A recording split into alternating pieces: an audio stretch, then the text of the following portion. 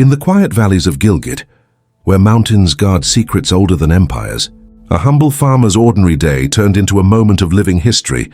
Hamid, a poor laborer digging the dry earth for irrigation, struck something solid beneath the soil, not rock, but a centuries-old wooden chest sealed with time. Inside lay the remains of forgotten glory, ancient gold coins, rusted ornaments, and traces of a civilization that once thrived under the shadow of the Karakoram. As the villagers gathered around him, eyes wide, hearts pounding, the air itself seemed to tremble. Some whispered that it was the lost treasure of an old Mughal noble. Others said it was cursed gold buried after a great rebellion. But as sunlight fell upon the dull, soil-covered coins, a strange peace filled the field, as if the land had finally released a secret it had held for 200 years. This video is truly amazing, so watch carefully and stay with us. And right now, give the video a like and subscribe to the channel. So let's get started. The afternoon sun hung low over the dusty plains of Sindh, its golden light spilling over the vast farmland near a quiet village called Pit Shah. Hamid, a thin, sunburned laborer in his early 40s, wiped the sweat from his brow as he struck his shovel deep into the hardened ground. The earth cracked with a dry sound that echoed faintly across the field.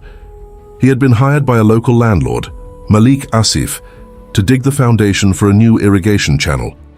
To Hamid, it was just another day of back-breaking work for a few hundred rupees. As he dug deeper, the shovel suddenly hit something solid. It wasn't stone, it rang with a dull metallic tone. Hamid frowned. He knelt down, brushing away layers of dirt with his rough hands until his fingers met a small wooden edge. The wood was old, blackened with time. His heart began to beat faster. Carefully, he scraped more soil aside until the outline of a box emerged, no bigger than a small suitcase. Its surface was carved with strange circular patterns and faint Arabic calligraphy, half erased by 2 centuries of decay. Ya Allah, what is this? Hamid whispered under his breath. His co-worker, Rafiq, looked up from a few meters away. What did you find now? A rock again, he called, laughing. But when he saw Hamid's face pale and trembling, he hurried over. Together, they pried the box loose from the dirt. It was heavy, far heavier than its size suggested. Rafiq grinned. Maybe it's just old tools, or Malik's grandfather's junk. But Hamid wasn't so sure. There was something about the way the lock glinted, a golden shimmer beneath the mud. He tried to open it, but the clasp wouldn't budge. The sound of metal scraping echoed like a secret, trying to resist being uncovered. Then, with a sudden crack, the lock broke open. Inside, wrapped in decayed red silk, were dozens of gold coins. They shimmered faintly in the fading sunlight, each engraved with the seal of the Mughal Empire, Shah Alam II, dated 1802. The coins were untouched, as if they had been sleeping for centuries, waiting for the moment Hamid's shovel would awaken them. For a few seconds, the 2 men were frozen in silence. Then Rafiq whispered, This is a fortune. Hamid, do you know what this means? Hamid's eyes were wide, his hands shaking as he lifted one of the coins. It means trouble, he said softly. We must not tell anyone yet. Let's bury it back until we decide. But as they argued in hushed tones, neither noticed the shadow standing by the edge of the field, Malik Asif's overseer, watching them silently, his phone already in hand. That night, the wind howled through the date palms surrounding Pit Shah, carrying the dry scent of dust and river sand. Hamid sat in his small mud brick home at the edge of the village, staring at the single gold coin he had secretly kept hidden inside a cracked clay pot. The rest, dozens of them, remained buried under a pile of loose soil behind the field, just as he and Rafiq had agreed. He ran his fingers over the ancient engravings on the coin, the faint script shimmering under the dim lantern light. 200 years, he whispered to himself. How many lives have come and gone since this fell into the ground? His wife Zainab was cooking lentils on a smoky clay stove, her eyes tired from another long day. What are you mumbling about, Hamid? She asked. He hesitated, then tucked the coin back into its hiding spot. Nothing, just thinking about work, Zainab sighed. Work? Work never ends for people like us. Malik will make you dig until your bones turn to dust. Hamid didn't reply. His mind was somewhere else entirely, back in that field under the scorching sun, where centuries of history had been unearthed by a stroke of chance. But what was meant to be a blessing had already begun to stir something darker. The next morning, Malik Asif's white Prado rolled into the field. He stepped out wearing sunglasses, his crisp kurta spotless despite the swirling dust. With him were 2 armed guards and the overseer, Rashid, who had been watching from the shadows the day before. Rashid pointed toward Hamid and Rafiq, who were already at work. "Sir, this is the spot. They found something yesterday." Malik's tone was sharp. "Something. What did they find?" Hamid froze, his shovel hanging mid-air. Rafiq's eyes darted nervously. "Nothing important, Sahib," Hamid began, his voice trembling. "Just an old box with some coins," Rashid interrupted coldly. "Gold coins." Malik's eyes lit up. "Gold." He crouched beside the spot and started scraping the soil with his own hands. "Show me." Rafiq swallowed hard. We buried it again, Sahib. We thought it might belong to the government or the museum." Malik gave a low chuckle. "Government? Do you think the government cares about some coins under my land? This is private property. Whatever lies here belongs to me." His men began digging where Hamid had pointed the previous day. Within minutes, the wooden box resurfaced. Malik's hands trembled slightly as he opened it. And when the golden glimmer spilled out, his lips parted in awe. "Subhanallah," he muttered, eyes fixed on the treasure. "This must be from the old Nawab's time. Do you fools realize what this is worth?" Rafiq looked away. "We didn't mean harm, Sahib. Malik cut him off. Quiet. Not a word of this leaves the field. If I hear anyone speak about this, I will make sure the police take you for theft." Hamid clenched his fists but said nothing. He knew the game. In this village, power was everything, and Malik Asif had plenty of it. That night, after everyone had left the field, Hamid returned alone.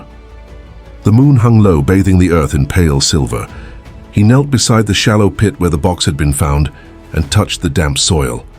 The treasure was gone, but the ground still smelled of old dust and history, like the breath of time itself. As he stood up, he noticed something he hadn't before. A narrow stone slab half buried beneath the roots of a neem tree nearby. It had strange inscriptions, curving symbols and words in Persian, partly eroded. Hamid leaned closer and traced the letters with his finger. Sultan, Fateh, treasure of... The rest was unreadable. Suddenly, a hand clamped down on his shoulder. He spun around. Rafiq stood there, his face pale in the moonlight. "Hamid, what are you doing here? You'll get us both killed." Hamid held up the slab. "There's more, Rafiq. This isn't just coins. The inscription, it mentions a buried chamber. The box was only a part of it." Rafiq's eyes widened. "A chamber? You mean there's more gold?" "Maybe. Or maybe something even older." For a long moment, the 2 men stood in silence, listening to the sound of the wind rustling through the trees.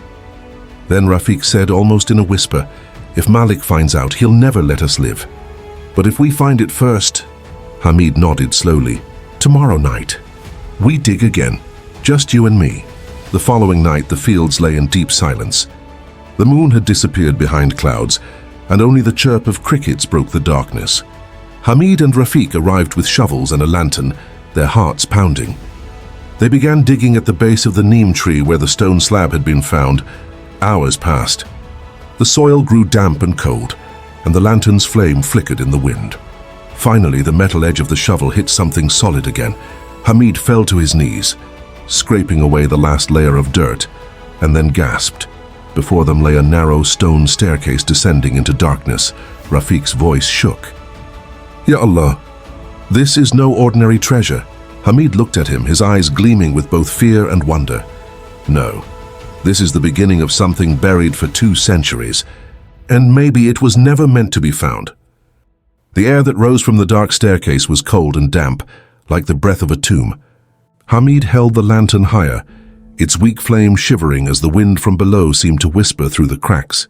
The 2 men looked at each other, half terrified, half entranced. For a brief moment, greed gave way to awe. "Should we go down?" Rafiq murmured. Hamid swallowed. "If we don't, Malik will one day find it, and then we'll never know what's truly hidden here." They descended cautiously, their bare feet touching ancient stone steps worn smooth by time. The deeper they went, the cooler the air became, and the smell of old metal and dust thickened. The lantern's light caught something on the walls, faded murals, fragments of script in Persian and Arabic. One phrase still glowed faintly in gold leaf. The one who takes without purity shall be taken by the earth. Rafik stopped, his voice trembling. That's a curse, isn't it? Hamid didn't answer.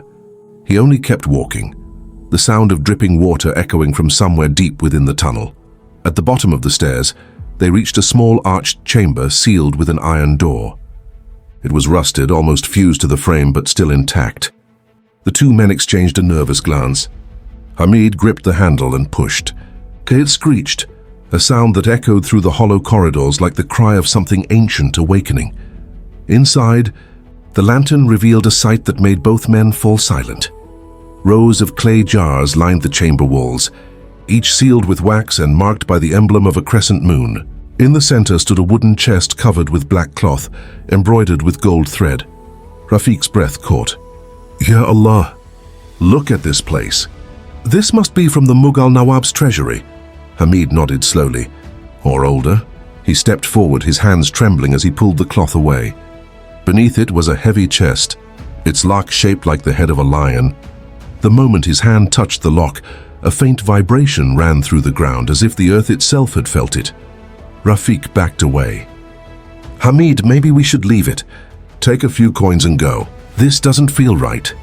But Hamid, consumed by something far beyond reason, shook his head. We've come too far. He forced the lock open with his shovel's blade. The chest creaked, the air around them seeming to tighten as though time held its breath. And then, the lid fell open. Inside were ornaments beyond imagination.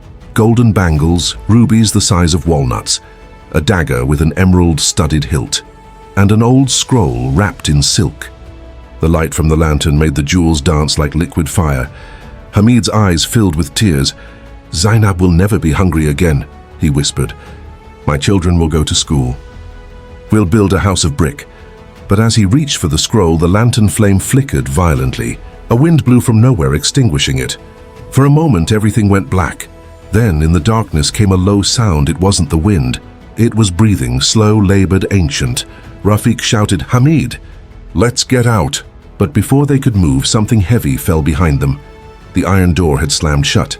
Panic surged through the chamber. They clawed at the door, shouting, but the air grew heavier, filled with the smell of burning oil. Hamid lit the lantern again, his hands shaking. The flame illuminated the scroll, which had unrolled slightly on its own. The writing was in Persian, but one line stood out, written in red ink. The guardian of gold sleeps within. Disturb not the offering, lest the curse claim your blood. Rafik screamed. What have we done? The ground beneath them trembled. One of the clay jars toppled over, shattering, and from within spilled something black, tar-like, glistening. The liquid slithered toward the chest like it was alive. Hamid stumbled backward, clutching the lantern. No, this can't be real. But the black substance reached the chest and began to crawl up its sides, spreading over the gold and jewels until every trace of shine was consumed by darkness. The lion-headed lock started to move, its carved eyes glowing red. Rafik bolted toward the door, beating it with his shovel. Let us out. Ya Allah, forgive us. And then, just as suddenly as it began, the trembling stopped. The chamber fell silent again. The black liquid vanished, absorbed into the ground. The door creaked open, as if nothing had happened. The two men stumbled out into the night, gasping for air, their faces pale as chalk. When they reached the surface, dawn was breaking. The world looked strangely unchanged, calm, except for one thing. The box of coins that Malik Asif had taken the day before was lying open near the field, completely empty. By noon, the story of the cursed treasure spread like wildfire across Bit Shah. Malik Asif's men said the landlord had fallen sick suddenly, vomiting black liquid before losing consciousness. The doctors called it poisoning, but the villagers whispered a different tale, that the guardian of the gold had marked all who disturbed it. Hamid and Rafik, shaken and sleepless, fled the village that night. But before leaving, Hamid buried one last thing beneath the neem tree, the gold coin he had kept hidden from the beginning. As he pressed the soil over it, he murmured, "Let it rest where it belongs." Years later, children playing in that same field would tell stories of the two laborers who vanished after finding a staircase to the underworld. Some said they died rich in another land. Others believed they never left, that they still wandered the fields at night, guarding what remained of the forgotten treasure of Pit Shah. And under the old neem tree, where the wind still whispered through the leaves. The earth glimmered faintly on moonlit nights, as if the gold beneath was breathing once more.